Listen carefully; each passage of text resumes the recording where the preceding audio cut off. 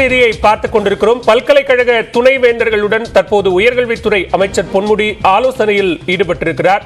இது தொடர்பான கூடுதல் விவரங்களோடு இணைகிறார் எமது செய்தியாளர் கீதன். விவரங்களை பதிவு செய்யலாம்.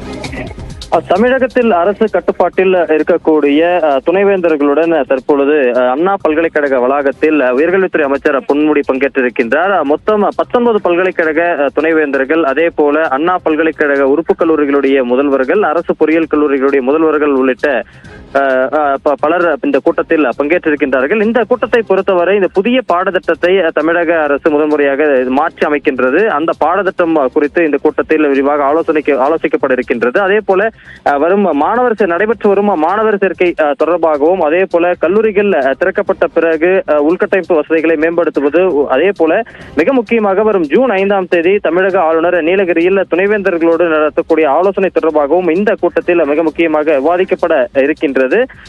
இந்த கூட்டத்தில் மாநில கல்விக் கொள்கை அமல்படுத்துவது தொடர்பாகவும் பல்கலைக்கழக துணைவேந்தர்களோடு கருத்துக்கள் பெறப்பட இருக்கின்றது. இந்த கூட்டத்தில் எடுக்கப்படக்கூடிய அந்த அம்சங்களை விரிவாக பின்பற்றி நடப்பு கல்வியாண்டில் அமல்படுத்துவது தொடர்பாக இந்த ஆலோசனை கூட்டத்தில் பல்கலைக்கழக துணைவேந்தர்களோடு அமைச்சர் விவாதிக்க இருக்கின்றார். நன்றி கீதன், விரிவான விவரங்களை பதிவு செய்தமைக்கு.